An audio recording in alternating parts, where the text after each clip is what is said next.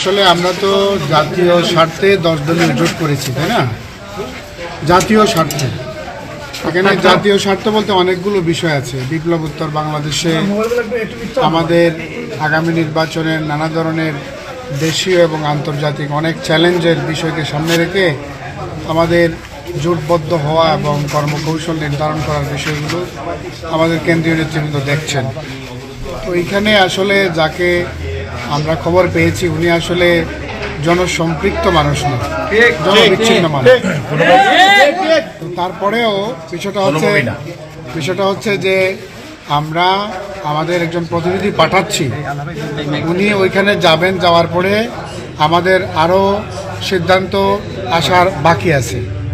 তো আমরা ওনাকে পাঠাবো, এখান থেকে আমরা আমাদের যোগাযোগ করছি। অতএব আমরা সুশৃঙ্খল সংগঠন, আমাদের কোনোভাবেই আমাদের শৃঙ্খলা বিনষ্ট করাটা ঠিক হবে না।